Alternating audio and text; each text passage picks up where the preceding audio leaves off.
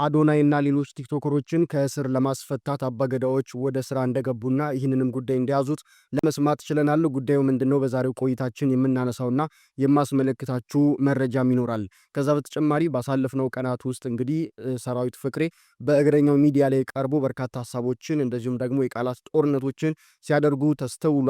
ታዲያ በርካቶች ለምንድነው ሰራዊት ፍቅሬ ወደዚህ ሚዲያ ሄዶ ይህንን አላስፈላጊ ቃለ መጠይቅ ሊያደርግ የወደደው ሲሉ እንግዲህ ጥያቄያቸውን እያቀረቡ ትችቶቻቸውንም እየሰነዘሩ ይገኛሉ። ስለዚህ ጉዳይም በስፋት የምናነሳ ይሆናል። ከዛ በተጨማሪ ደግሞ ባሳለፍነው ሳምንታት ውስጥ እንግዲህ ኢቢኤስ ቴሌቪዥን ትልቅ ተሰርቷል ስንል ነበረ። ታዲያ ዛሬ ላይ ኢቢኤስ ቴሌቪዥን ከወገቡ ቦንበስ ብሎ ታላቁን የሀገር ባለውለታ ደራሲን ይቅርታ እንደጠየቀ ለመመልከት ችለናል። ስለዚህ ጉዳይም በስፋት የምናነሳ ይሆናል። እናንተ ብቻ አብራችሁን ቆዩም።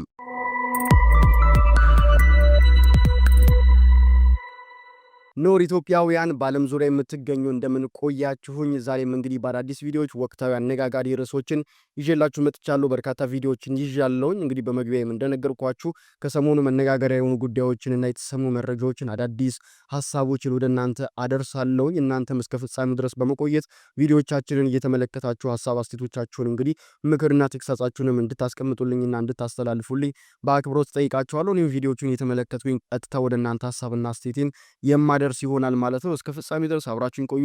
ይህንን ቻናል ዛሬ ገና እየከፈታችሁ ከሆነ ቻናሉን ሰብስክራይብ በማድረግ ቤተሰቡ ሁኑ። እንደዚሁም ደግሞ ይህ ቪዲዮ በርካቶች ጋር እንዲዳረስልኝ ላይክ እና ሼር እያደረጋችሁ እንድትቆዩ ፍቅራችሁን እንድታሳዩኝ በአክብሮት ጠይቃችኋለሁ። ቀጥታ ወደ መረጃችን ነው ወደ ቪዲዮቻችን ነው የምንገባው።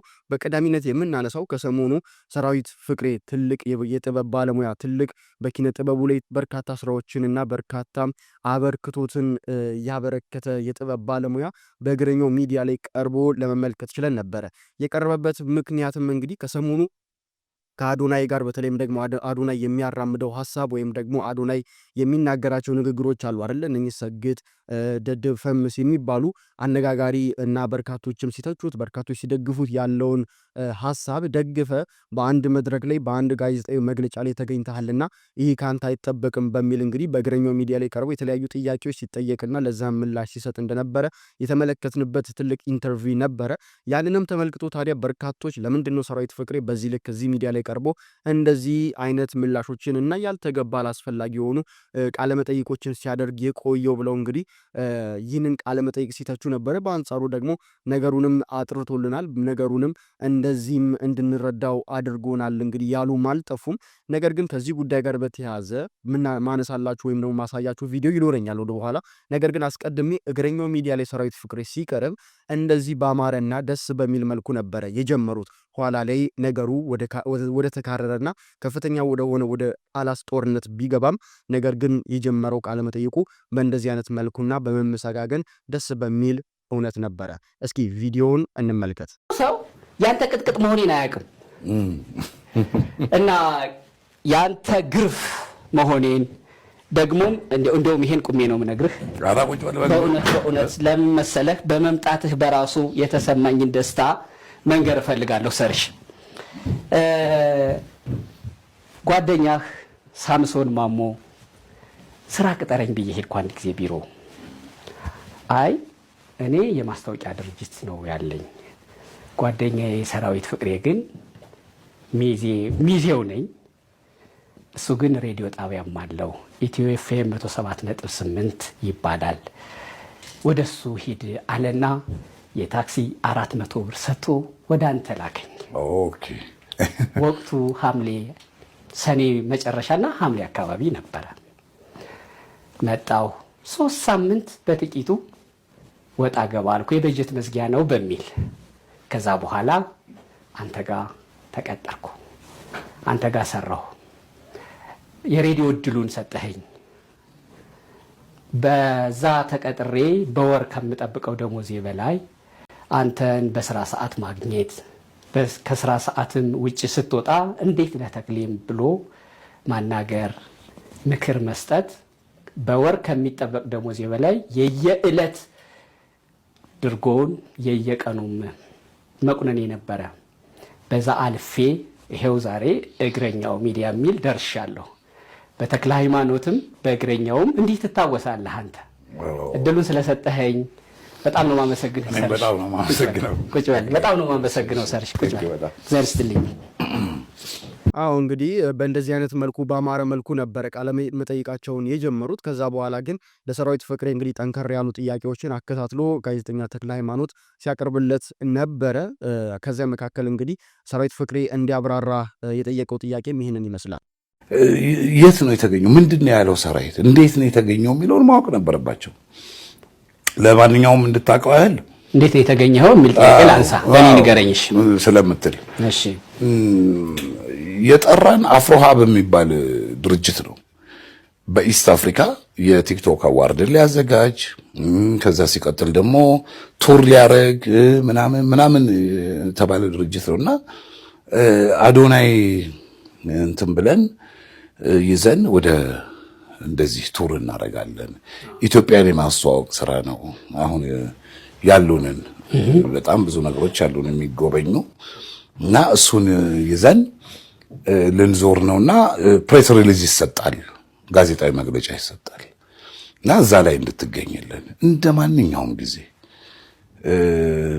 የአዶናይ ፕሬስ ሪሊዝ ላይ አይደለም። በጣም ትልልቅ እንዳለው ጸሐፊው ትልልቅ የመንግስትም የትልልቅ ተቋማትም ስራዎች ላይ እንገኛለን፣ እንሄዳለን፣ እንጋበዛለን። ሰርግም ለቅሶም በዛው ልክ እንደዛ ነው እንትናችን እና እነዚህ ሰዎች አክብረው ከጠሩን ፕላስ ይሄ ጉዞ ምንድነው ያለው ነገር ሲሚው እንወቃው እንዴት ነው በሚል ሄድኩኝ።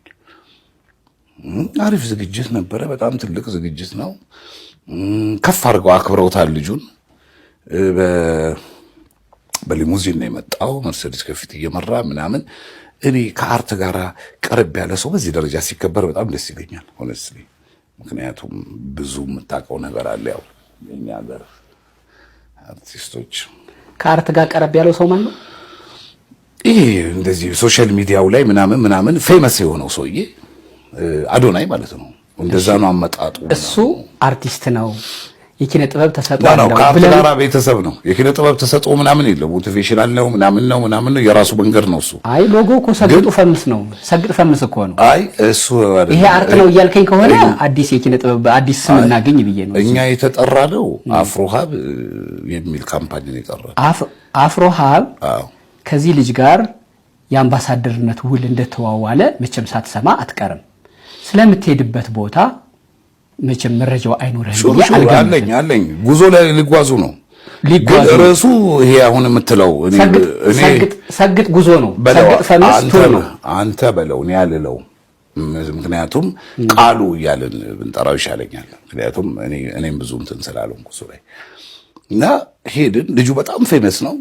3.5 3.8 አሁን እንደውም 3.9 ሚሊዮን ተከታይ 170 ምናምን ሚሊዮን ላይክ ምናምን ያለው ልጅ ነው። ትልቅ ነው። ይሄ በጣም ትልቅ አቅም ነው። እኛ ጋር መተው አሁን ማስታወቂያ እንትን ምናምን የሚያሰሩ ሰዎች እኮ የእኛን የህዝብ ተቀባይነት ምን ያህል ሰው ያቸዋል የሚለውን በማየት ነው የሚመጡት። እና እስቲ ምንድነው አላማው ምንድነው? ሄድን እና ቁጭ አልኩ። ከፊት ከምናምን ነው ምናምን እንግዲህ የለም እዚህ ጋር ነው እንደውም ኋላ ነው ቁጭ አልኩት። ቁጭ ብለን ስናይ እንደዚህ ነው ቱር ነው ምናምን ዞሊት እንግዲህ ርዕሱ ላይ አልተስማማው። ይሄ የእንትኑ ታይትል ቃሉ እያልኩ ነጥራው መልህን ምክንያቱም ፈቃደኛ ስላልሆንኩ ነው እሱን ለማለት እና እሱ ፓርት ደስ አላለኝ። ከዛ ውጪ ጉዞ ይሄዳል ልጆቹ ጋር በየአገሩ በየምናምኑ የሚለው ነገር ብዙም ከባድ አይደለም። አየናይ ጥሩ ነው እንግዲህ ይሄን ቢቀይሩ ጥሩ ነው በራስህ። ምክንያቱም እዛ ጋር ያንተ መድረክ ስላልሆነ መናገር አትችልም። ከዛ ፎቶ እንነሳ ተባለ። አዳራሽ ውስጥ ያለ ሰው ሁሉ ፎቶ ሲነሳ ነበር። በአጋጣሚ ስለወጣ ፎቶ ተነሳን and just go ወደ ቤቴ በቃ ይሄው ነው። እንደው ዝም ብለህ ጥቅሉ ነገር ይሄው። እንግዲህ በእንደዚህ አይነት መልኩ ቃለ መጠይቃቸውን ቀጥለዋል። በርካታ ሀሳቦች የተነሱበት ነው።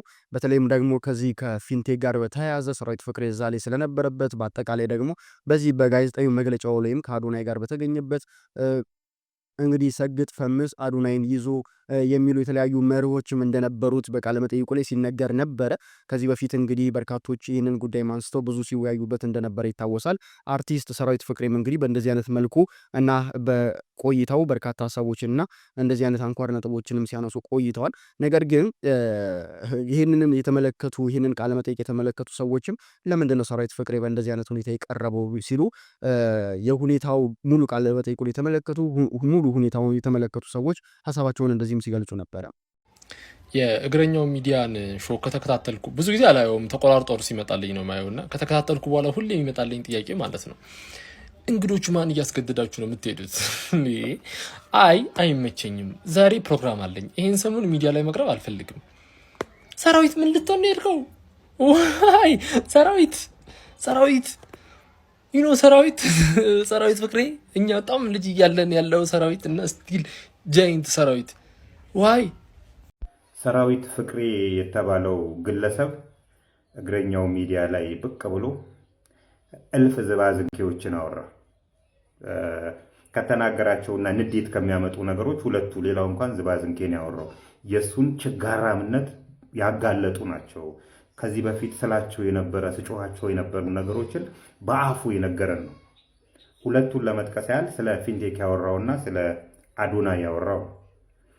አዶናይ መታሰሩ ምንም ኬር የለኝም ማለት ምንም አያገባኝም አለ። እኔ የተወለድኩበትና ያደግኩበት አካባቢ የጋሪ ፈረስ አለ። ጋሪዎች በብዛት አሉ። እነዚህ የጋሪ ፈረሶች ባለጋሪዎቹ ይጠቀሙባቸዋል እና በቀን 2-3 ጊዜ ምግብ ይሰጧቸዋል እና ለረጅም ጊዜ ከተጠቀሙባቸው በኋላ ፈረሶቹ የሆነ በሽታ ይዛቸዋል፣ መቆሳሰል ነገር በሽታ ይዛቸዋል እና ጋሪውን ገፍተው መሄድ የማይችሉበት ደረጃ ይደርሳሉ። ያን ጊዜ ላሳከማቸው ምናምን አይልም ባለጋሪው። ያን ፈረስ አውጥቶ እንዳይመለስ ወደ ቤት እንዳይመለስ አድርጎ ነው የሚጥለው።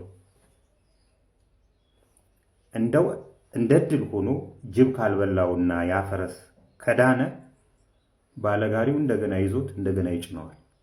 ይሄን የተከናወነው በአዶናይ እና በሰራዊት መካከል።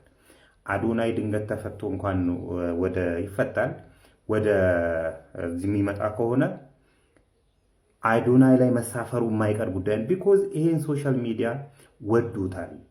ገንዘብ ያለው ቦታ ስለሆነ ወዶታል። ጅልነቱም የሆነው የአዶናይ ነው የሚሆነው። አሁን ወደ ከሱ ጋር አብረው ከዚህ በላይ ልል አልችልም። ሁለተኛው ስለ ፊንቴክ ያወራው ነው። ፊንቴክ እንግዲህ ምን ማለት እንደሆነ አልገባውም። ለምሳሌ እኔ ከማውቃቸው ሰዎች መካከል የቤተሰቦቻቸውን ውርስ ሸጠው ለፊንቴክ ያስረከቡ ሰዎች አሉ።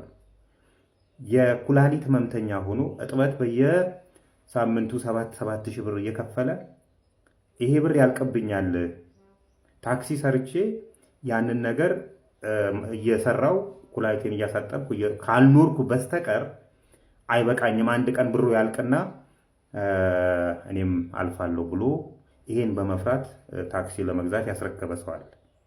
ይሄን ህመም እነሱ አይገባቸውም። የሞተ ሰው እንዳለ አይገባቸውም። ቢኮዝ ገንዘብን ተከትለው ነው የሚሄዱት። እናንተ አሁን አይደለም እኮ የጀመራችሁት፣ ከሄሎ ታክሲ ጀምራችሁ የመጣችሁ ሰዎች ናቸው አንተና መሰሎች። ስለዚህ ይህን ትጠበቃለህ እንደዚህ እንደምትል። ይሄ ነው የተከናወነው ነገር። ያላወቅከው ነገር ግን በተሳሳተ ፕሮሞሽን ምክንያት ህዝብ ላይ ጉዳት ካደረስክ እስከ 7 ዓመት ድረስ እንደሚያሳስር አልገባህም። አንተ እኔን አምነው አይደለም ምናምን ለምን እናምናለን? ሲጀምር አንተ የመመርመርና እውነተኛነቱን የማረጋገጥ ግዴታ አለ። ዛት ዋይ ለዚህ ነው ግዴለሾች ናችሁ፣ ሆዳችሁ እንጂ ጭንቅላታችሁ እየሰራ አይደለም የምንላችሁ። ለዚህ ነው የተበሉ ሰዎች ድክመት ነው። እንዳንተ ያሉትንና መሰሎችን ከሶ ወደ ፍርድ ቤት ማቅረብ ሲገባቸው ከተበሉ በኋላ እየሞቱ ፍራቻ ውስጥ ስለገቡ ነው እንደዛ የሆነው። እና የማታገለግል ሰውዬ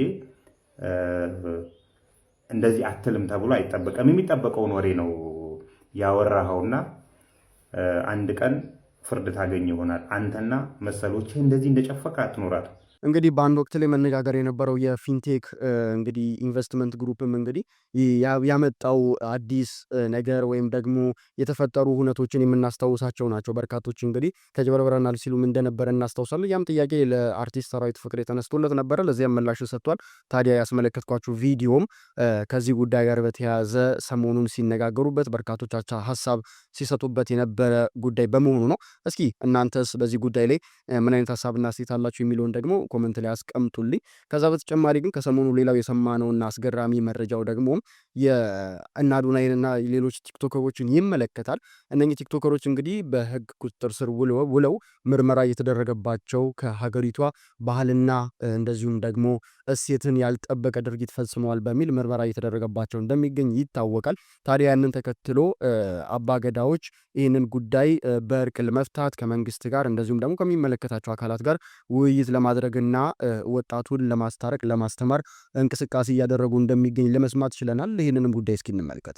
ሰበር መረጃ ተሰምቷል። ቲክቶከር አዶናይ እንዲሁም ሌሎችን ከእስር ለማስፈታት የተወጣጡ ልዑካን አባገዳዎች ወደ አዲስ አበባ ጉዞ ጀምሯል። በጉዞው መካከል እንግዲህ በቲክቶክ አካውንት የምናውቀው ምንቴ ቢሊየነርም ይገኝበታል። እንዲሁም ገዳ ኢንቨስትመንት ግሩፕም ሌላ ሐሳብን ይዞልን መጥቷል። ይህን መረጃ ሁላችሁም እስከ መጨረሻው በማድመጥ ለወዳጅ ወገኖቻችሁ ሼር በማድረግ ሐሳቡን እንድታጋሩን ስንል በትህትና እንጠይቃለን። በገዳ ስርዓት ወጥተው ይቅርታን ጠይቀው ህዝብን ታርቀው ኃላፊነትን ይህ ተቋም ወስዶ ህዝብ ጋርም የሚቀላቀሉ ይሆናልም ብለውናል። በቲክቶከሩ እንዲሁም ደግሞ በሌሎቹ ጉዳይ እኔም ከዚህ በፊት የግል አስተያየቴን ስሰጥ እንደነበር ሁላችሁም ታውቃላችሁ። አሁን ግን ጉዳዩ በአባ ገዳ ስለተያዘ ያው እኔም ፍሮም ሳም አይደለው ከማዛመድ ከማስታረቅ ውጭ አማራጭ የለኝም በሚል ተቀላቀያለሁ። እንግዲህ ሰላም ለሁላችሁ። ዛሬ የምናወራው ስለ ሰላም፣ ስለ ፍትህና ስለ ወጣቶች ዕጣ ፈንታ ነው። አባቶቻችንን ያቆዩልን የገዳ ስርዓት ግጭትን በግፍ አይፈታም፣ በእርቅ ይፈተዋል። ግጭት ሲኖር የመጀመሪያ የሚመረጠው መንገድ ውይይት ነው። ቅጣት ከመጀመሪያው አይመጣም። እርቅ ይቀድማል። ሰው ይሰማል፣ ማህበረሰብ ይታረቃል። ዛሬ በስር ላይ ያለው ወጣት የማህበረሰባችን ልጅ ነው። ወጣት ማለት ተስፋ ማለት ነው። ተስፋ መቆለፍ ወደፊትም መቆለፍ ነው ይሉናል። ገዳ የሚያስተምረን ይህናል። ገዳ ስህተትን እንኳን በማስተካከል እንዲማር ነው የሚያደርገው ይሉናል። በገዳ ህግ መሰረት ሽማግሌዎች ይቀርባሉ፣ ነገሩ ይሰማል፣ ውይይት ይካሄዳል፣ እርቅ ይፈለጋል፣ የተፈጠረ ጉዳት ካለ ይታረማል፣ ግንኙነት ይመለሳል። ይህ ዘላቂ ሰላም የሚያመጣ መንገድ ነው። ለህዝብና ለባለስልጣናት ጥሬ ግልጽ ነው። ይህን ጉዳይ በገዳ ስርዓት እንመልከት በሚል መንገድ ነው እንግዲህ እኒህ አካላት ጉዞ እያደረጉ ያሉት። የገዳ ድምፅ ሲሰማ ሀገር ትጠነክራለች፣ ሰላም ያሸንፍ ብለውናል። በስተመጨረሻ እንግዲህ ለእርቁ ጉዞ ከሚያደርጉት አካላት መካከል ሳላነሳ ማለፍ የማልፈልገው ምንቴ ቢሊየነር እንዲሁም ደግሞ ገዳ ኢንቨስትመንት ግሩፕ ነው። ገዳ ኢንቨስትመንት ግሩፕ ማለት በንግድና በኢንቨስትመንት ብቻ ሳይኖር ለማህበረሰብ ሰላም፣ አንድነትና ዘላቂ እድገት የሚሰራም ተቋም ነው። እንግዲህ ይህ ገዳ ኢንቨስትመንት ግሩፕ በማህበረሰቦች መካከል ጉዳዮች ሲነሱ በሰላማዊ መንገድ መፍትሄ ለመፈለግ ተነሳሽነትን የሚወስድ ግዙፍ ተቋማችን ነው። በመንግስትና በማህበረሰብ መካከል የመግባባት ድልድይ ሆኖ የሚሰራ ተቋም ነው። ይህ ተቋም ውይይት፣ መግባባትና እርቅን በማበረታታት ዘላቂ ሰላም እንዲሰፍንም የሚረዳ ሲሆን ገዳ ኢንቨስትመንት ግሩፕ እንግዲህ በወጣት ትውልድ ላይ ልዩ ትኩረትን የሚሰጥ ወጣቶችን በማስተማር በማስተዋወቅና በማበረታታት ኃላፊነት ያለው ሰላምን የሚያከብርና ለማህበረሰብ ጥቅም የሚሰራ ትውልድ ለመፍጠር እየሰራ ይገኛል። ይህ ተቋም እንግዲህ የእውቀት ማስፋፋት፣ የአመለካከት ለውጥና ኢምፓወርመንትን የሚገልጽልን ዋና ትኩረት የያዘ ነው። ቲክቶከሩ አዶናይም እንዲሁም ሌሎችን በተመለከተ ከስር ተፈተው ወደ ቤት እንደሚበቁም የምናይ ይሆናል። በገዳ ስርዓት ወጥተው ይቅርታን ጠይቀው ህዝብን ታርቀው ኃላፊነትን ይህ ተቋም ወስዶ ከህዝብ ጋርም የሚቀላቀሉ ይሆናልም ብለውናል። ውድ ቤተሰቦቼ ካሳለፍነው ሳምንታት ውስጥ እኔም መረጃውን ወደ እናንተ አድርሼ ነበረ። ታላቅ ደራሲ፣ የጥበብ ባለሙያ ጎዳና ላይ እንደተገኘ ሰው ወይም ደግሞ ባለባበሱ በፊት ገጽታው በፀጉሩ በማደጉ ጺሙ በማደጉ ምክንያት እንግዲህ ባለመታወቁ ኢቢኤስ ቴሌቪዥን ትልቅ ስህተት እንደሰራ በመረጃና በቪዲዮዎች ወደ እናንተ ሳደርስ ነበረ። በርካቶችም ሀሳባቸውን ሲሰጡና እኔም ወደ እናንተ የእነሱን ሀሳብ ሳስተላልፍ እናንተም ሀሳባቸውን ሲሰጡበት እንደነበረም ይታወሳል። ታዲያ አሁን ላይ ኢቢኤስ ያንን ስህተቱን ያረመም ይመስላል። በተለይም ደግሞ አርቲስት ዳንኤል ትልቅ የሆነን ክብር ሊሰጠው ይገባልም።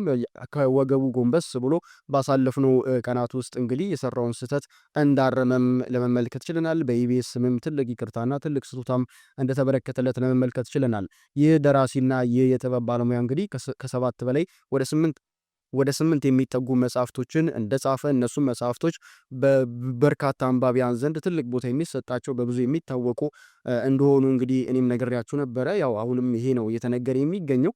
ታዲያ ይህ የጥበብ ሰው በኢቢኤስ ቴሌቪዥን እንግዲህ የተለያዩ የምሳ ግብዣዎችን ጎዳና ላይ በመውጣት አቅመ ደካሞችን ሲረዳና ግብዣዎችን ሲያደርግ ነው በመካከል ይህንን የጥበብ ባለሙያና ደራሲ ያገኘው።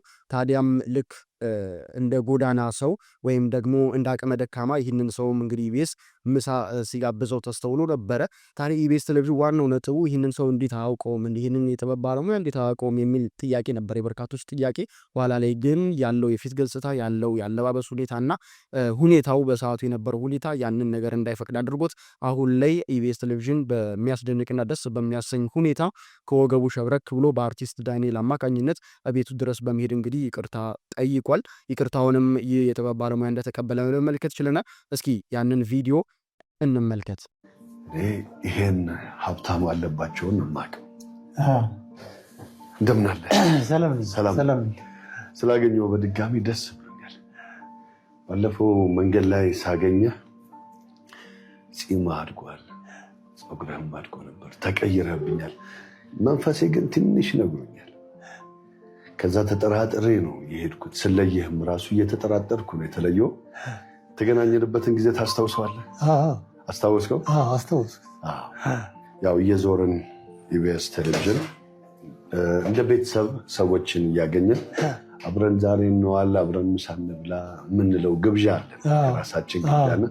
በዛች አጋጣሚ አንተንም አገኘው፣ ግን ሳላውቅ ሳላስተውል አልፌያለሁ። ዛሬ ሳይ የኛውን ፊት ሳይ ደግሞ ደስ አለኝ። የሚቀራርሙ ስራዎች አሉ ለሀገር ያበረከተ። በዚህ አጋጣሚ ያው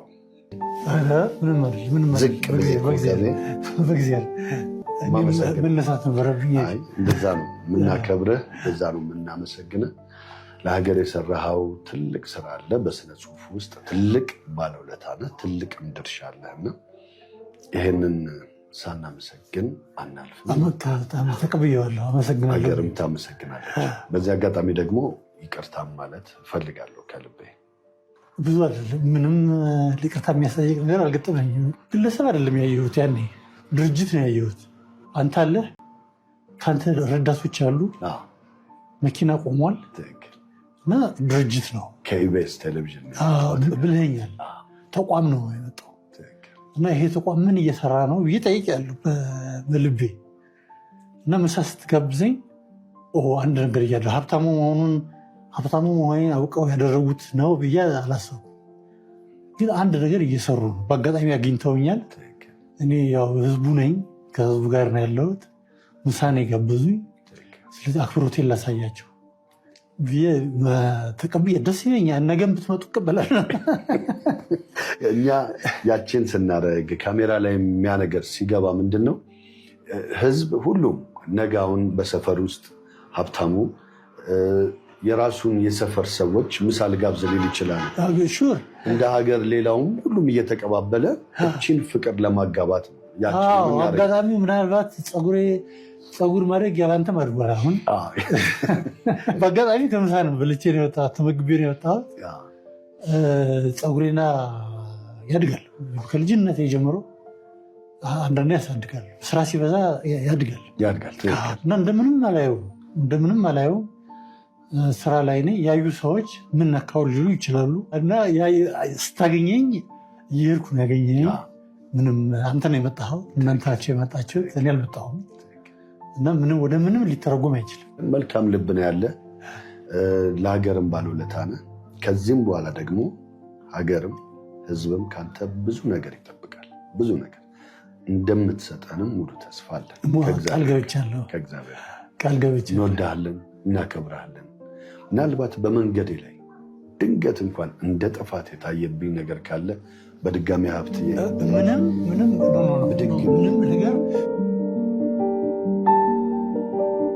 ምንም ነገር የለም። ይቅርታ ጠይቃል። እንግዲህ ሀብትዬም እኔ አመጣጤ ይቅርታም ለመጠየቅ አንድ፣ ሁለት ደግሞ ለአንተ ያለኝን ትልቅ አክብሮት ለመግለጽ ነው። ከዛ ውጭ እንግዲህ ዛሬ ማታ ደግሞ የሚተላለፍ ሰይፉ በኢቢኤስ ላይ ያንተን አጭር ቆይታ በማስመልከት እኛ ደግሞ እንደ ኢቢኤስ ለአንተ የምንሰጠው ስጦታ ይኖራል። የምስጋና ስጦታ። ያችን ስጦታ እና እገዛ እናደርጋለን እንደ ኢቢኤስ። አመሰግናለሁ። አልጠፋም። እንገናኛለን። ምሳ፣ ያችን ምሳ አብረን ነው የምንበላው። መልካም ጊዜ። ምን ያለ ሁለታችንም እንመኛለን። አሜን። እንግዲህ እጅጉን ደስ የሚያሰኝ ነገር ነው። ከዚህ በተጨማሪም በሰይፉ ኦን ኢቢኤስ ምሽቱንም ቀርቦ የጥበብ ባለሙያ የተለያዩ ቆይታዎችን ደስ የሚል ቆይታዎችን አድርጓል። በዚያም እንግዲህ በቆይታው ድጋፍ እንደተደረገለት ወደ 200 ሺህ ብር የሚጠጋ ድጋፍ እንደተደረገለት እንግዲህ ለመስማትም ችያለሁ። ይህ እንግዲህ ደስ የሚያሰኝና የሚያበረታታም ይበልጥ ክብር ተሰጥቶት እንግዲህ ለመመልከት መቻላችን ደስ የሚያሰኝ ነው። እንደዚህ ለሀገር ትልቅ ውለታን እየሰሩ ለሀገር ባለውለታ ናቸው ተብሎ የሚታሰቡ በተለይም ደግሞ በእንደዚህ እውቀታዊ በሆኑ ጉዳዮች ላይ እንግዲህ ትኩረት ሊሰጠውና ሊበረታታ የሚገባ ጉዳይ በመሆኑ እንግዲህ በርካቶች የነበራቸው ትችትን ኢቢኤስ አርሞ በእንደዚህ አይነት መልኩ ክብር ለሚገባው ክብር ሰጥቷልና ይህ በርካቶችን ያስደሰተ ጉዳይ ነው። እስኪ በኢቢኤስ ላይ የሚያደረገውን ቆይታ ቀንጨብ አድርጌ ላስመልክታችሁ። ይህ ፎቶ ከወጣ በኋላ ብዙዎች ጫፍና ጫፍ ሆኖ ሲከራከሩ አየውና አንዳንዶች ለምን እንዲህ ይደረጋል ይላሉ። አንዳንዶች ደግሞ እንደውም እኮ ስለ ጋሽ ሀብታሙ እንድናቅ አድርጎናል የሚሉ አሉ። ያንተ ምላሽ ምንድን ነው? ጋሽ ሀብታሙ እኔ ደስ ይለኛል። ጸጉር እኮ ነው። አሁን ተቀይረሃል እኮ በጣም ጸጉር ያድጎ ነው እና ስራ ስጨርስ ይነሳል። ምንም የሚያገናኘው ነገር ከኑሮዬ ጋር ከገቢዬ ጋር የሚያገናኘው ነገር የለም። ጋዜጠኞቹን ግን እወዳቸዋለሁ።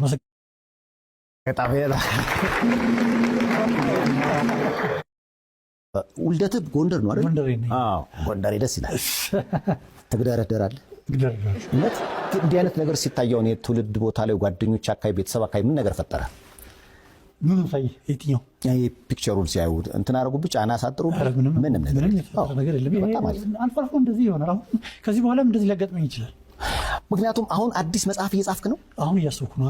እያነበብኩ ነው። ዋው በጣም ደስ ይላል። ስላንተ አሁን ስሰማ ለሀገሩ በጣም ያስባል፣ ለሀገሩ ይጨነቃል እና ለራሱ ሳይሆን ለሰዎች ነው የሚኖረው ይሉሃል። ትስማማለህ አንተ? አልስማማም። ሀገሬን እወዳለሁ። ለሀገሬ ስል መኖር ብችል በጣም ደስ ይለኛል። ለሕዝብ ስል መኖር ብችል በጣም የምመኘው ነገር ነው። ደስ ይለኛል በጣም። ግን ያን ማድረጌን እርግጠኛ አይደለሁም። ያ መሳካቱን እርግጠኛ አይደለሁም። ያው እንግዲህ ደስ ይላል። በተጨማሪና በአዳዲስ ከፍ ባሉ ስራዎችም እንደሚመለስ የጥበብ ባለሙያ ተናግሯል። ለስራ እንደሆነም እንደዛ ያ የፊት ገጽታ ያ የጸጉሩ ማደግ የጺሙ ማደግ እንደዚሁም ደግሞ ያለባበሱ እንደዛ መሆን ለስራና እንደዚሁም ደግሞ በጣም በስራዎች በመጨናነቁ ምክንያት እንደሆነ ይህ የጥበብ ባለሙያ ተናግሯል። ስለዚህም በርካታ ኢትዮጵያውያንም ይህንን ነገር እንዲረዱለትና እንዲያውቁለት ከዚህ በኋላም እንደዚህ ሊሆን ስለሚችል ይህንን ነገር ብትረዱልኝ የሚል ሀሳቡን አቅርቧል። ይህንን እንግዲህ ሁላችንም ሰምተናል። ሁላችንም ይህንን ነገር እንድንቀበለው ይሁን ማለት እንፈልጋለሁ። ውድ ቤተሰቦቼ እንግዲህ ለዛሬ ወደ እናንተ ሰብሰብ አድርጌ ከሰሞኑ ወቅታዊ መነጋገር የሆኑ ጉዳዮችን ቪዲዮዎችን በእንደዚህ አይነት መልኩ ወደ እናንተ አድርሻችኋለሁ። በቆይታችን ደስ እንደተሰኛችሁና አዳዲስ መረጃዎችን ሰሞነኛ ጉዳዮችን ደግሞ በይበልጥ እንደተመለከታችሁም ተስፋ አድርጋለሁ። እስከ ፍጻሜ ድረስ ስለተከታተላችሁኝ ከልብ አመሰግናለሁ። በርካቶች ጋር እንዲዳረስልኝ እዚህ ድረስ ከደረሳችሁ ላይክና ሼር ማድረጓን እንዳትዘናጉ፣ እንዲሁም ደግሞ ቤተሰብ መሆናችሁም እንደዚሁ እንዳይዘነጋ ሰብስክራይብ በማድረግ ቤተሰቡን ተወዳጁን አዳዲስና ወቅታዊ ጉዳዮች በደዚህ አይነት መልኩ ወደ እናንተ ዘውትር እንዲደርስ ማለት ነው። በሌሎች አዳዲስ ጉዳዮችና መረጃዎች ወቅታዊ ሀሳቦች ዳግም እስከምንገናኝ ድረስ ለዛሬው እዚህ ጋር ለማብቃት ወደድኩኝ። ቸር ቆዩልኝ።